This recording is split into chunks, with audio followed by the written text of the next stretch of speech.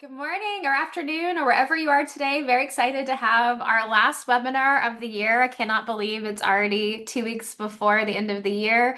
I'm really excited to have you all here. If you're not familiar, I'm Amanda Bickerstaff. I'm the CEO and co-founder of AI for Education.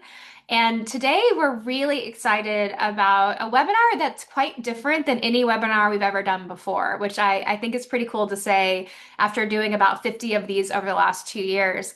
And we're going to be really focused on a piece of upcoming work called Beyond the AI Inflection Point, Shaping Education's Future, which is a pretty amazing collaboration between AI for Education, Imagine Learning with Sari Factor, but also an amazing group of thought leaders, students, and experts in just education, but also AI education. So as always, we are going to always get involved. Our favorite part about our webinar culture is just how amazing it is to have everyone get involved in the chat. Our webinar last week with Stanford was amazing, just everyone getting so engaged. So feel free to say hello. Some of you are already doing that.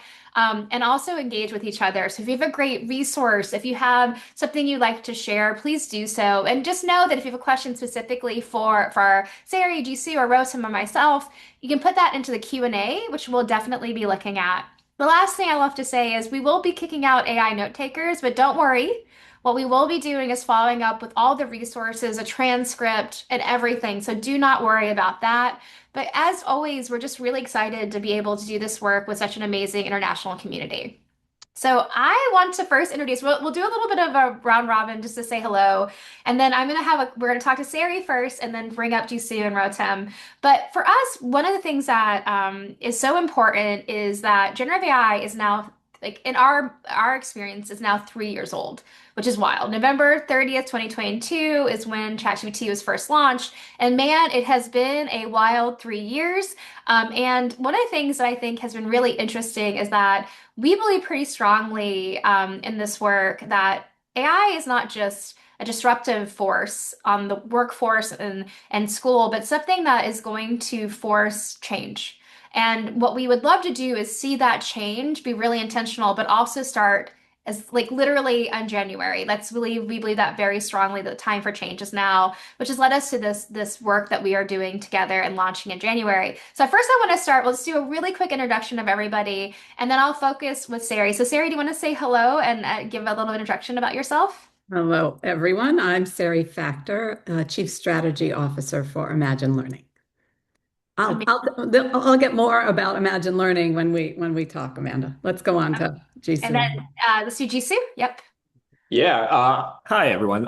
Thank you to the Imagine Learning and AI for Education teams for inviting CETA to participate in this project that we'll be discussing. But Jisoo Song, Director of Project Initiatives at CETA, and CETA, the State EdTech Directors Association. We're a professional association that represents state EdTech and digital learning leaders from roughly 40 member states, as well as affiliate and corporate members who share our mission and visions. So yeah, happy to be here and excited to engage in the conversation. And then finally, last but not least, our student representative, Rotem. Hi, I'm Rotem. I'm a student at Design Tech High School in the Bay Area, and I had the honor of participating in this project. And so not just participating, but literally doing one of our expert talks, which we'll talk about in a moment. But GCU and Rotem, you can hang out, and then I'm gonna talk to Sari. So I first want to like talk about, our experiences. So if you know our work, we're really focused on gender AI literacy and adoption, responsible adoption. But it's interesting because, we're kind of like outside of a lot of the work that's on the ground in terms of what has already been happening. Like our company started the moment I first used ChatGPT. But what's really interesting is when I met Sari, I guess 2 years ago, it was immediate connection because I think that Sari has I cannot tell you how much wealth of knowledge you have about the education ecosystem, ed tech. I mean, you're one of I say OGs, you're one of the people that really started this. And so it just personally to be able to meet and work with Sari has been a pleasure. But, Sari, I think it would be helpful to kind of talk about like the work that you've done and like what you've seen kind of through all the epochs of like education and technology that kind of led you to the way you think about the importance of thinking about AI today. Thanks, Amanda. And it's been such a pleasure to work with you on this project. My experience with educational technology goes back over 40 years. When the black apples were coming into If you don't know what I mean by black apples, they were literally Apple II computers colored black for the school market. They were painted black, different than the computers we see in schools today, the cloud-based systems and so on. But, at that point in time, I was already thinking about how education and technology coalesce and what technology could do to improve teaching and learning. And, it's been many, many years and many fits and starts along the way. And I will say, in some ways, it's been great because I think technology has really aided teachers and students in learning. In other ways, it has thwarted learning. And I think if we keep at the very heart of what we're trying to accomplish here, that we really want the best for our children, and teaching and learning can have, technology can have positive impacts on teaching and learning. It could also have negative impacts. And so, as Imagine Learning, I get to Imagine Learning, we're thinking about technology and education, and then comes generative AI. Everybody was like, this has so much potential to transform teaching and learning. Yes, but there are also risks. So, what are the opportunities and risks? And we've been thinking deeply about this now for 3 years since ChatGPT was introduced to our world. And we think about it through the lens of educational outcomes. We are one of the leading providers of K12 curriculum, so core curriculum, student self-directed curriculum, intervention materials, and services that surround them, all digitally empowered. Really, the goal is empowering teachers and empowering learners. And so we think about this through this lens of what can it do to enhance learning, to save teachers time, to think about what students might be able to pursue that they could pursue potentially before because of access to generative AI. So we had that lens. You want to talk a little bit about kind of the hatching of this idea that we came Absolutely. up with last April? So it's really interesting. So ASU GSV, when I started AI for Education, this is a true story. ASU GSV is like known as like the big kind of ed tech and kind of where the executives go and those that fund it. And so I don't know if you know this, Sari, but I bootstrapped our business, meaning like we did it self-funded. So I actually went to ASU GSV in 2023, in April 2023, and I stayed in a hostel. I stayed like I didn't know that. I was like, we're like, it's just me at that time. And I had launched our website literally that weekend before. So AI for Education, when it first started, was a website with 5 blogs and a prompt library of 15 prompts that are now the genesis of this, including like our most favorite one, which is our rubric prompt, and a couple other things. And I went and I got really lucky that I was invited to this women's event that was done the Sunday before. And that's where I first met you, Sari. So I met you almost immediately after I started AI for Education. And luckily, our paths crossed again a couple of times, but most importantly at the AI show, which is starting right before the ASU GSV this year. And it was really interesting. Sari and I and Jason and Corey from our teams just were meeting. We're going to talk about some product ideas. And we were sitting, though, on the floor with all the vendors, all the Gen AI ed tech vendors. But Sari and I looked at each other and we were like, it feels like nothing has changed in a full year of this massive disruptive technology that we're like all we looked around, we're like, this feels like we are stuck in time. And if this is going to be one of the only convenings specifically focused on AI and education, we would have expected so much more innovation to have happened in that time. And so we were sitting there, and it was quite funny because I was like, it was not the point of this conversation at all. And I looked at Sari and I was like, what if we did something similar to this AI 2027 piece? And if you're not familiar with this, AI 2027 was launched like a month earlier that was by researchers and futurists about what would happen when superintelligence was possible. Meaning, like, we have generative AI today, but it's not the ultimate goal of technologists. The ultimate goal of technologists is your, Rosie from the Jetsons. It is, your like super intelligence that's going to be able to do all the things. And so what ended up happening is they wrote this piece, but they wrote it from a really specific point of view where they wrote it as a story. And so I don't even think, Sarah, you'd seen it before, but I was like, what do you think? And so maybe I'll hand it over to you. You're probably like, Amanda, you were crazy. What are you even thinking? So but it was a research informed but fictional scenario of what could happen. by 2027, which is a very short time frame and a really short time frame when it comes to education and our, education industry. So the pace of change, one of the things that really struck me is the pace of change for the education community is much slower than the pace of change for the world. And there is an inherent schism there that we as an industry need to deal with. An industry meaning, a field, the field of study of teaching and learning needs to be considered. Again, we think of this through student outcomes, and we have taken this curriculum informed AI approach, kind of a new framework for AI integration that centers on research backed pedagogy and what would empower a teacher, not designed as an add on, but really built in. And one of the things that we were seeing at the show were many, I would call it technological or technical novelties that was rewarded over the instructional effectiveness and thinking about that through the lens. And so we decided we wanted to gather a bunch of folks together, really smart people, researchers, experts in education, experts in the AI technology itself, to really talk about what the future could be and what it might look like. Could we create a fictional scenario similar to AI 2027, but within the education sphere, the K12 sphere specifically, to tell a story and really provoke a conversation? That's the idea here, is how can we provoke a conversation amongst every community in the country, maybe in the world, to talk about what they want for their children's futures. So that's really the big goal.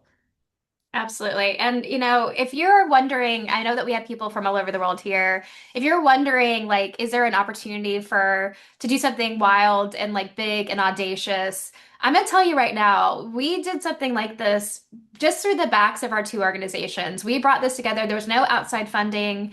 Everyone that came to our convening outside of the students and a few others were self-funded. But it was really interesting to think about this opportunity to have really thoughtful people that care about the future of education and understand the importance of urgency of this moment in time and see what happened. And was really, really important is that, we tried to be as intentional as possible at who came. And so of course we couldn't have 100 people, but we sat down and we're like, who are our wish list of 20 people that span everything from Peter Foltz, who is one of the original like producers of AI in education, like literal machine learning grading in the 90s, to two students, including Rotem, who you're going to be featured on, people that are practitioners today, like Mary Beck at Distinctive Schools, who used to be at Chicago Public Schools. Not only that, but thinkers around learning science, like Kristen DeSerbo from Khan Academy, or Tom Vander Ark, that's been thinking about school redesign for probably longer than I have been an educator. And so what we have, this is real, and Tom is one of my favorite people. But I will also say what was great about this is that we knew bringing everyone together, we did not want a uniform perspective. It was incredibly important for us. If we have our thesis was, okay, what has happened in the world of education to date? And then what will happen from here until we were like 5 years? Like what's going to happen and what changes will be out external and internal? And what does that mean for the opportunity of really shaping the next steps? And I'm going to tell you right now, this is so funny. We facilitated this, and at times I felt like there was going to be a coup. People were like, we're not sure. But what ended up happening is that all these diverse perspectives came together and created these narratives about what the future could be. And you know what? It was very interesting, and I'll hand this over to you. I was very surprised by how measured we had our doomers, we had our optimists, we had our pragmatists, but how at the end it kind of everyone had come together and coalesced around this need to create something tangible and discrete for people to do on their own. Yeah, I mean, we used some tools to facilitate the conversation, and it was good to elicit people's real feelings because we all wear our personas at our works, and when we are at work, we have a thing that we need to focus on. And I tend to be an optimist around this, but I also know that the potential downsides. of generative AI and what I'm seeing happening real time in schools with our customers as we do our work every day in schools.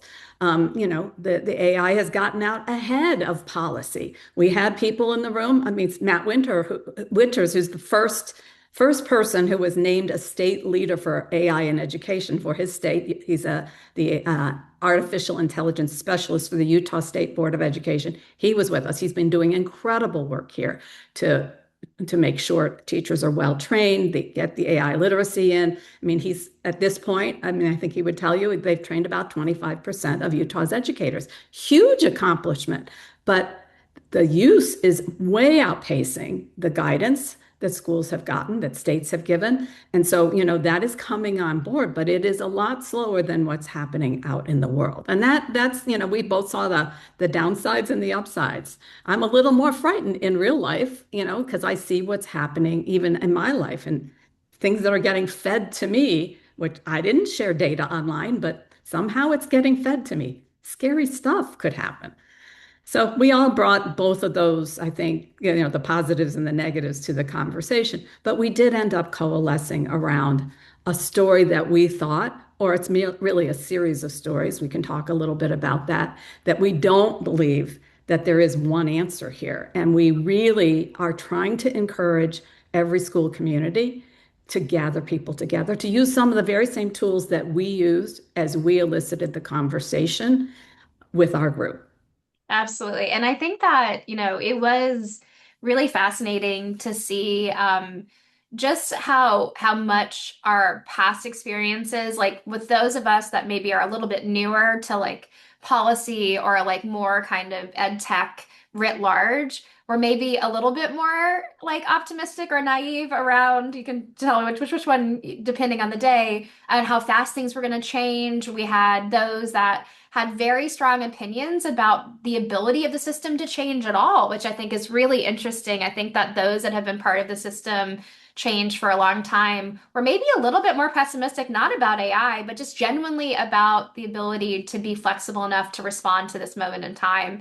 And so what we think that is really important for the work, to Terry's point, is that we've created, I'm actually going to show you a preview. So you guys are the first people outside of our little group to actually look, and this is not fully done, but I will tell you that being a part of this webinar, you will get the first version of our piece without having to sign up. But what we did is, if you're, for us, it was really important. And I think this is a place that I felt really strongly personally about, is that we wanted to go back to the first school year that this really started to impact schools. What you're going to notice is the way that we frame the conversation is we made up a fictional district. So it's called Central District. So think like you're kind of slight, like 5,000 student district, that was our focal point for the piece. And what we did is we actually go through, and what you'll notice is we have some research and trends, but it goes through just what had happened to date all the way up until literally like this year. But then what you're going to notice is we don't stop at this year. This is where I think if you ask us what the challenge was, writing a story into the future was definitely the hardest part. But what we wanted to do is kind of show this district what had happened, when guidelines were developed, pressure from external forces, a question that we have in the Q&A about student use, like all these things that we're grappling with today. But then looking past that to where these tools become more and more ubiquitous and start to really impact the larger world, not just within the halls of the school. And then what you'll notice is there's kind of a moment where there's all this kind of progressiveness, and then something has to change. And so what we have here, to Sari's point, what we realized pretty fast is there are a lot of, and I don't look at the titles too closely, but there were definitely decisions to be made, but that would have enormous impact on the trajectory of Central District. Whether it was something that, kind of a go back to the things that used to work without the technology, kind of going back to those blue books and those even more into the traditional way of schooling. One in which we looked at, which was really interesting, is like kind of going the opposite direction, where it's like going all in on AI for like all kinds of things around not just learning, but like mental health and well-being and surveillance and privacy questions. And then the third one, where it looks really at like this shaking things up so much that change really starts to happen, that we start to look at what has not been working and what has been working in schools for decades and use this as that opportunity to have change. And so, but the cool thing that I'll say before I hand it over to Sari one more time is that when we have the resources, one of the best things about this is that we've actually created a toolkit where you can do the same exercises that we did in your own institution. And that means that like you can say Amanda and Terry and the whole team, you guys are crazy.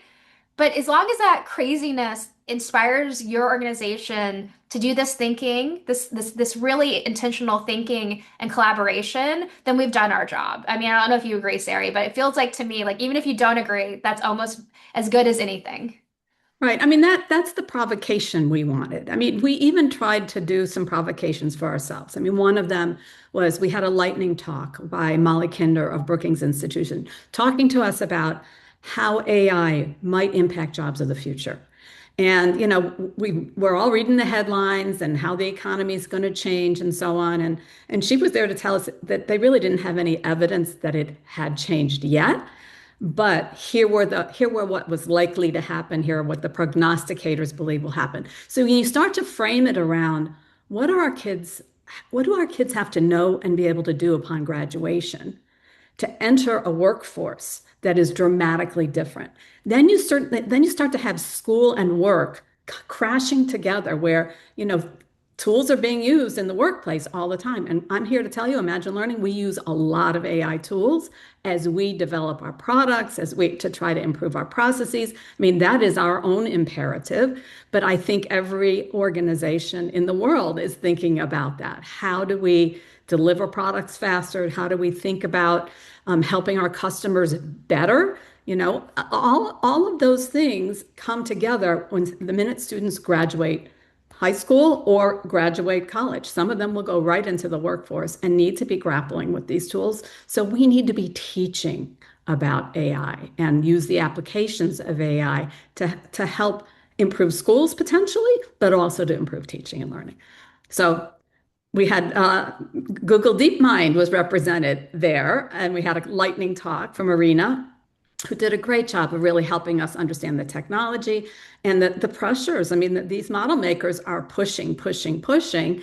And at the same time, I think some of them are thinking very deeply about the impacts on education and the impacts on young minds. You might want to talk about that more. I know you have a lot of opinions about that. We do. Um, Yeah. I mean, but it wasn't, I think that what was the reason why we invited Google DeepMind is that we wanted someone to press us on the technology that had an education bent, but also had, this motive of like continuing to build these tools bigger and better and more available. And I thought that was really interesting because it kind of forced us to see like a little bit of where things are going, right? She always kept us online of like the technology is going to continue to get better, and we can't look at this as a moment in time where it's going to calcify, that generative AI today is going to look like the same thing next week and a year to 2 years, which we know is very true. But it also was nice because I think that the group was like, yes, but yes, we want that, but we want one of the things about the coalition is we want OpenAI and Google and Anthropic and Meta to review the report and think more deeply about the ways in which they're approaching students, the ways in which they're approaching adults and teachers, because I think that there's a lot of this idea of forward momentum. I don't know if you've heard, I'm sure you've heard, it's the horse is out of the barn or Pandora's box, which kind of, creates this false premise that we can't stop it. The train has left the station. But what we can do is start thinking about more responsible adoption, AI literacy being developed, a commitment to not only developing the tools, but ensuring that the workforce and education is not left behind. The people aren't left behind, right? And I think that is something that we really wanted to do with this work is that we acknowledge that there are these external pressures, but also it doesn't have to just be hands raised and it's just happening.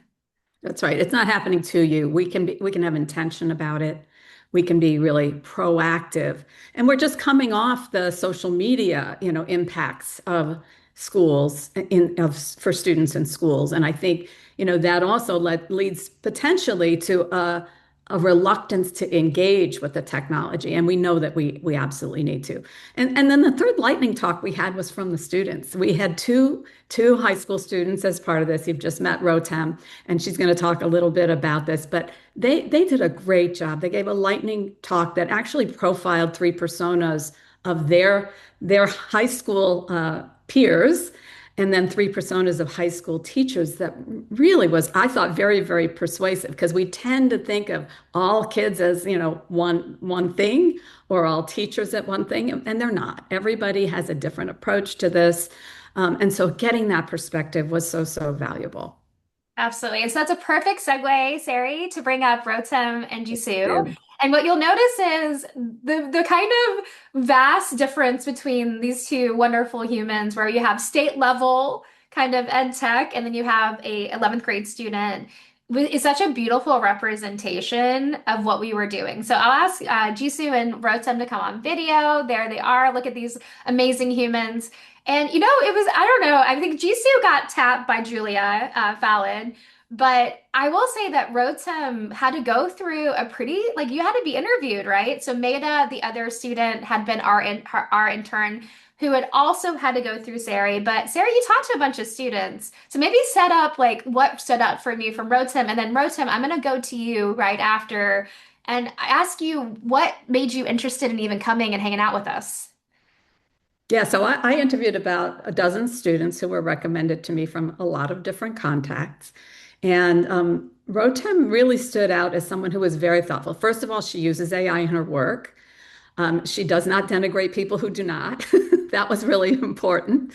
And she really was very thoughtful about student use of AI and applications of AI, in part because of the school that she goes to. And she's there, on the campus of Oracle, which makes a big difference when you're surrounded by the technology. But she also has very, I would say, well, you can talk about your teachers. You talk about, because I think the experience that she's had is varied, and that's what she brought to the conversation. So Rotem, talk to us about the experience that you had as part of this coalition. Yeah, hi everyone. I'm Rotem, and I'm a student at a school called Design Tech High School in the Bay Area of California. It's a charter school, which means it's free, but it's a lottery to get in. But it's very small. It's only about 500 students total. Um, and I really like going here. As Sari said, we're on the campus of Oracle, and that plus being in the Bay Area means that our school is like pretty advanced with dealing with like all of the pressure that comes around AI. So there are many schools in our area that are still like complete shutdown, like don't use it at all. Like any use is considered cheating. But I'm lucky enough that my school isn't like that. And they've been actively working with the students to come up with a policy that both the students and the staff here think is fair. And I heard about this project from one of my school administrators who recommended it to me. And after talking with Sari, I was really excited because ever since like AI started becoming more popular, it's always on your mind. Like, especially as a high schooler, it's a big part of the future, so you're always thinking about it. People are always talking about it. And so I was just really excited to get the opportunity to talk with people who also cared about it and had things to share. And I think personally, Rotem, having met you for the first time, first of all, it was so great because Maida and Rotem, I think you're buddies now, but the fact that we were trying to have multiple student voices in a pretty small room. But one of the things I was really taken with really fast, Rotem, was that you had a really measured approach, meaning like it wasn't all AI or no AI, but it was like this ability to empathize with those that had fears and those that were excited. And so I think that, to show that sometimes we don't hear that level of measured understanding from adults. And so I think you actually, with Maida, did a beautiful job of balancing that and being that voice. Is there anything that like stood out to you from, the prep work or putting together your lightning talk that was like a really interesting moment and takeaway? Um, Yeah, I really enjoyed listening to everyone else's lightning talks, the one about how the job market might change, especially, as well as the one about Google DeepMind. When I was doing my own research, and this was combined with other projects I'd been doing at school, I found it really interesting, like the different ways that students use AI, like the different types of students. And we also talked about that in our lightning talk. Um, but I just really liked listening to all the different opinions there. I think that you guys did a really good job ensuring that everyone there had like different um, opinions on the topic, which made it really interesting because a lot of the times people kind of treat talking about the use of AI, especially in education, as like kind of a taboo topic. And so when people do speak about it, they're like not willing to actually give their genuine opinion or have a debate with people. But it was really fun that it wasn't that way at all. It wasn't. We definitely did not pick small voices. Like, let's just say we erred on the side of strong opinions. Some of them held strongly, but a lot of them held in a way that you can listen and engage, which I thought was really spectacular. And the good news, Leslie just asked, so in the toolkit, we are actually going to have the lightning talks re-recorded with a whole bunch of new ones. So Rotem and Maida will do theirs so that when you do your own convening, or if you just want to learn more, you'll be able to watch those to lead to your own work. So, Rosen, well, thank you so much. Okay, so Jisoo, I mean, you, first of all, I just want to say thank you to Jisoo because he gave such beautiful, comprehensive feedback on our drafts. And so, just as in terms of being a great partner, I just want to call you out before you even get started. But Jisoo, you have such a different perspective. Like, I mean, you are a state education tech. You probably have heard everything in the last 3 years from like the big to the bad to the uncertain. And so, what made you say yes to coming to the event? Well, first of all, as an association, I'm always down for opportunities to sort of relay the interests and concerns of our own state members. But on a personal level, this moment feels really distinctly different from other waves of innovation that have impacted the education sector in recent years, right? The only equivalent I can maybe think of is maybe the onset of one-to-one initiatives in the early 2010s. By design, state education agencies move very slowly to ensure that new programs, new initiatives, new policies are implemented thoughtfully. But with AI, all the SEAs are asking themselves, how they can more effectively lead and not fall behind other sectors, right? And also their peer states. So, as an association that convenes state education agencies, we often get the question like, what are your members actually doing in response to all this AI stuff happening? So we conduct an annual survey of our SCA leaders, which helps us keep track of changing state priorities and concern areas. This year, we learned that states are focusing on four categories of actions primarily: building their own capacity at the state level, developing and refining their guidance, focusing on professional learning, and also piloting funding and different incentive structures. So as states, ask themselves what next after these four categories of action, CETA wanted to be at the table to be able to speak to the possible scenarios that system leaders can anticipate and, help them steer towards or away from a certain scenario or the other. So we want to make sure that we can be as supportive of our members as possible. And you talk about the personal, so like the fact that it feels different. Like when you walked, like when you thought about this work and you walked in, like what was your first perspective of kind of being in this room with all of these, like some people you didn't know and some people you did. Were you surprised by anything from the actual group itself and what we ended up lifting up through the conversation? I mean, to be frank, the imposter syndrome was crazy, right? I'm like, whoa, we have Google DeepMind here. We have Tom Vander Ark here. Over there, Matt Winters, who's one of our members, is sitting and talking about all the scenarios that he's predicting, right? So I was like, what perspective can I sort of bring in that would be of value to the creation of different scenarios? But I really, appreciated the atmosphere, Amanda and Sarah, that you sort of navigated through our time at the in-person convening and also virtually when we were refining the resulting narratives. So yeah, really was helpful to hear from different perspectives of different sectors, from research all the way to government in building out the scenarios. So I'm really, really excited next year when we release these scenarios for the feedback that we'll get from an expanded array of folks that are concerned about the use of AI in classrooms.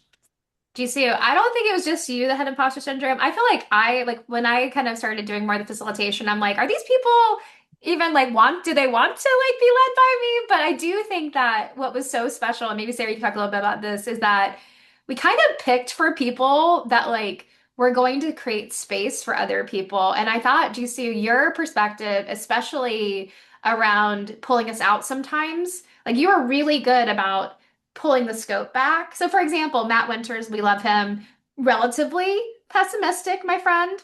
We had Tom Vander Ark, who just wants to like blow up any conversation to make it bigger and more like the bigger questions. But I thought that like you did a really good job of constantly pulling us back out to be like, how do we think about this actually impacting the people we work with? So I thought you did a beautiful job, and we were just really glad to have you there. But Zari, maybe you could talk about like You you know, have a lot of people in the room. and a lot of voices, but respectful voices. And I think, this is one of the things I didn't talk about when I said we were selecting Rotem and Meta, is they were not afraid to speak up. What was great is you get a 16-year-old in a room with these, very powerful, experienced experts. You talk about Peter, the OG. Um, you know, she wasn't afraid. She wasn't afraid, and there was space for all of it. And there was an uncanny, I would say, um, coalescence around the urgency that we need to talk, we need to have these conversations, that none of us knows the answer, and we're stronger together as a community. And I think that is really what drove that respect for one another's, opinions, and the work that we all need to do together to make a better experience for students and teachers. That's ultimately that's what we're talking about. Jason B. Allen was in the room representing parents, which I thought was so important, especially in this day of parental choice in schools, school choice that we're seeing more and more. Understanding and bringing parents along as part of the conversation. I mean, I think schools more than ever today need to demonstrate their value back to their communities, and parents are a big key to that. So understanding, the parents' perspective on this, because many of them are in jobs who are getting, changed by AI, some being displaced by AI potentially. We need to be thinking about that too and their perspectives here. And we cover some of that in our fictional scenarios. Absolutely. There are definitely some parent voices in and student voice represented. So yeah, it was pretty cool. And Jason is like a great example of like we also had Nicole Fuller. Unfortunately, she couldn't come in person. You know what, everybody? Travel. Definitely travel plus COVID meant we were two down, but Nicole, who has a perspective around disabilities and even around like the impact of these systems on like the way they've been trained on those with disabilities, is something that we brought in later because they weren't represented in the room. But I want to go back to Rotem. So Rotem, my second question for you is, okay, you're in this room of like, we were thank you to Imagine Learning, Sari Factor. We are a tiny, tiny little organization. So the fact that we were able to have this beautiful space, Rotem, let's talk about the snacks. They had the best snacks, the most drinks. I had Topo Chico every day. It was amazing. So they beautiful space. But when you walked in, like when you like walked into the room versus when you walked out of the room 2 days later, like what had shifted in your thinking? What is your key takeaway? What are the things that remain for you based on the work we did this July? Yeah, I think walking out of the room, even like on the first night and even more after we finished on the second day, I was just like really convinced that we have to start doing things now. And I think I kind of had that thought in my mind beforehand, but it just really strengthened my idea that like even if we don't know what the perfect set of actions are for each school or each community to take, that's not an excuse to not do anything. And not doing anything is probably always worse than trying to do something. And it really just made me realize that we have to start taking action. Absolutely. And you know what? It's why we had such good feedback also about the title. And one of the from you and Maida was like, it has to feel like there's choice, right? Like we have a choice here, which I think is really what you just said beautifully. Is there anything that surprised you? I mean, you were inside baseball. I mean, you were with people that have been doing this for like Sari for 40 years. Like, is there anything that you were surprised by of like listening in on? Um, there were some specific opinions that I remember being like, oh, I hadn't thought about it that way. But I was actually surprised by the fact that I didn't actually completely disagree with almost anything that was said because people would explain and I'd be like, oh, I hadn't thought about it from that perspective. Especially like all the like equity things people were talking about, and yeah, like being conscious of the environmental hazards and stuff like that. I just was, I guess I was surprised that I didn't disagree with a lot, which there were so many opinions, and I was like, oh wow, I agree with almost everything that's being said. Yeah, it's a complex time where, like, this is one of those times where nuance and subtlety is not necessarily what we're good at in education, especially policy, but it is like so important. So thank you for sharing. So GC, I'm gonna go to you because like you're coming in the room, same thing. You didn't know a lot of people, right? So I think you were kind of maybe similar. But is what stood out to you? Like what was the big shift in your thinking from walking in the first day until when you left? Yeah, I think in our sort of day-to-day work, as professionals in this space, we often get caught up in solving the problem of today, right? Who's launched a new initiative that's worth paying attention to? What are the newest policies that have been introduced and what does it say, right? And I think the convening allowed me and probably others in the room to really take a step back and examine the long-term societal and economic implications of the choices that we're making right now. So I love that aspect of it. The convening personally for me helped me reflect on the more sort of fundamental question, what is the purpose of education and how will that change due to the growing onset of AI, right? A couple of weeks ago, I had a great conversation with a student from Yale on this exact question. Is the purpose of education to cultivate like a civically minded citizenry, to develop tomorrow's labor force, to build interpersonal relationships that's necessary to function in today's society, right? Ultimately, that student and I sort of landed on something that folks might agree or disagree with. We felt that it's to help our young learners discover and explore their identities, interests, and passions. So my personal hope for this project is that it becomes a catalyst for helping to leverage this emerging technology to help students to do just that, right? To explore who they are as a person living in this society, contributing to this economy. Who are they as a person? What are their interests? What are their passions? What are their strengths? Oh man, I mean, amazing. I mean, Sarah, do you have something you're thinking? Yeah, I mean, I think you can't think about AI or generative AI as a bubble aside from everything else that's happening in the world and in the K-12 education space, right? I mentioned school choice earlier and school leaders trying to demonstrate the value of their organization. That's a big vector here. The question about what are the jobs of the future is a big question here, and what is the purpose of schooling is ultimately the question at the heart of what we did because we kept coming out of just the pure AI question into the broader environment that we're all dealing with in a budget constraint. There are budget constraints, there are declining enrollments. There is so much happening to K-12 that it's time that the K-12 leaders need to take that urgent, mandate to how are you going to change things? It's really on us. And I think of us as the whole education field to try to move things forward for the benefit of students and teachers.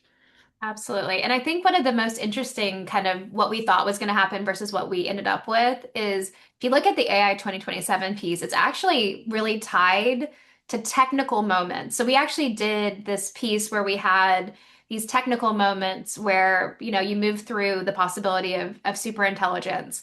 And what we found is that while that was a good like format of thinking through it, we actually kind of anchored everything on when AI becomes infrastructure, this idea of when AI and generative AI is part of like all the things that we do, right? It's in our devices, it is in our government, it is creating spaces within teaching and learning that never been before. And we kind of ended up being a little less technical. So there's actually a note in the piece that you'll see that kind of measures that like we're not saying the technology will slow down, but we were prioritizing the human part, the experiential part, the epochs of change that made sense within a school system. So like I think it will be meaningful for non-education folks, but it's really designed for people that are on this call. And I think that that was something that we didn't expect because it's exactly what you, Sari and GC, you just talked about, this idea of like, what is learning? What holds us back from systems change? What are the key external factors that we have to shift as well? And I thought that that was something that is really represented in the work.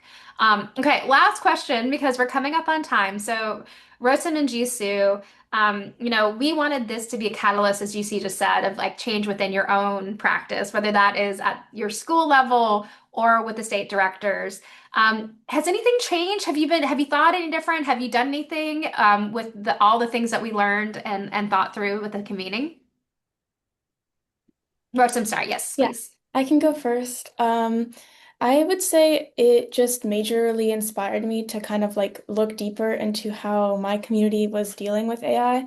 And I found that my school doesn't have a like set AI policy yet. And we have like an AI club that is visiting middle schools and like teaching middle schools, but they're mostly teaching students how to not use AI and what to not do. And so it kind of inspired me to go into my community and be like, hey, like, here are some things that I heard over the summer. Can we start trying them and start moving forward? Yeah, it just inspired me to start trying to apply like all the things that I heard that I agreed with, that I was like surprised and hadn't thought of to try to implement that in my school and my community.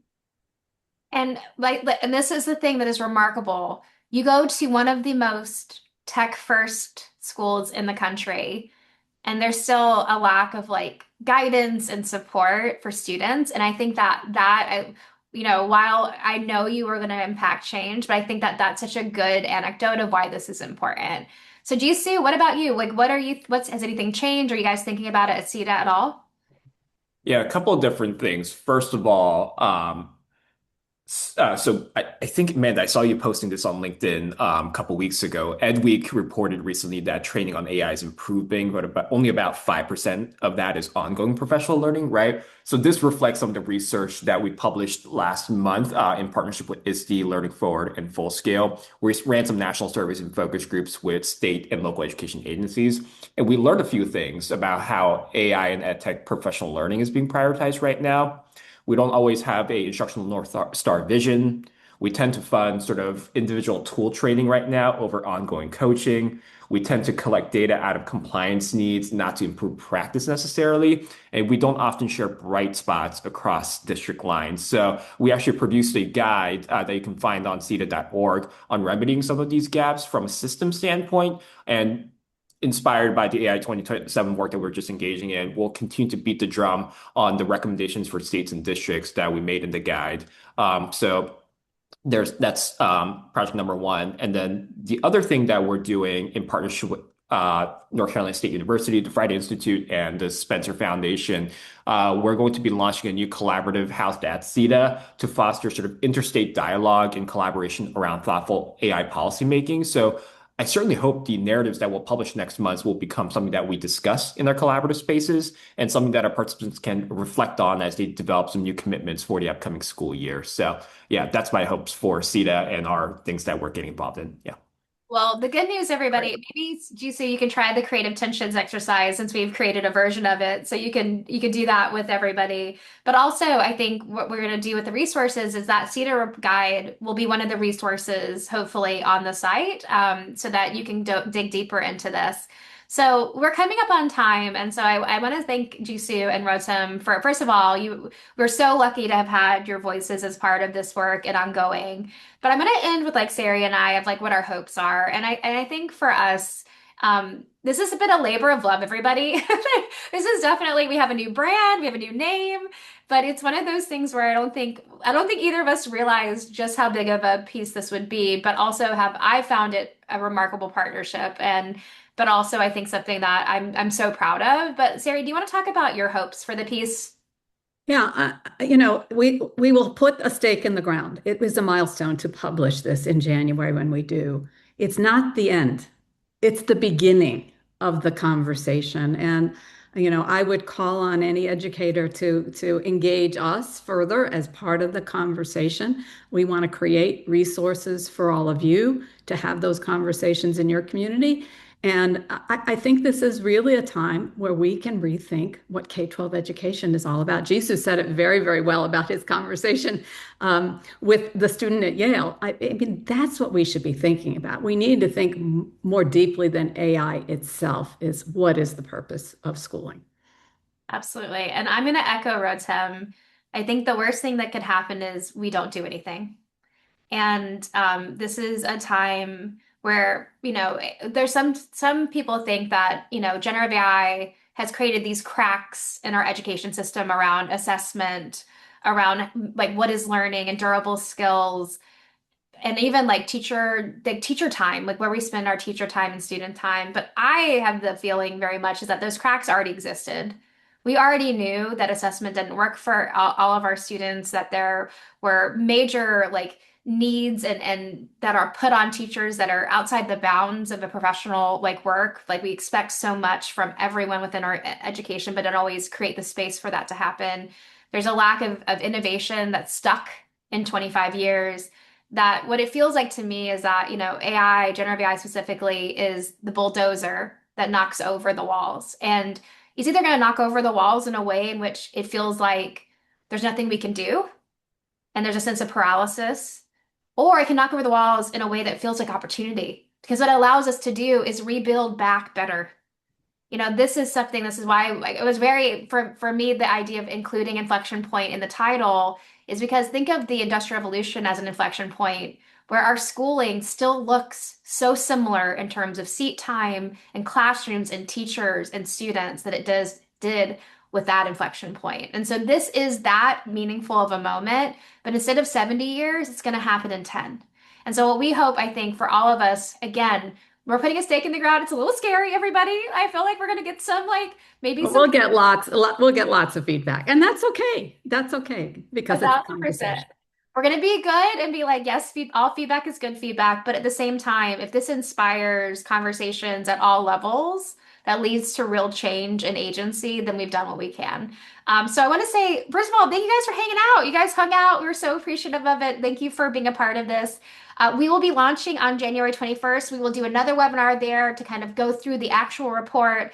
You'll get all of the resources, the piece itself. We'll also have some cool things where the lightning talks, a toolkit. We've got some archetype cards that have been designed that you could do like kind of who you are as an innovator. But we just want to say thank you. And I want to personally say thank you to everyone involved because this definitely felt like a pretty crazy idea. But you know what? I think this is a time for crazy ideas. And so thank you, Sari, for being the best partner ever, and Rotem and Jisoo and everyone that was a part of the group with us. And we'll hopefully see you again on January 21st. Thanks, everyone, and have a wonderful end of your year. Thanks, everybody.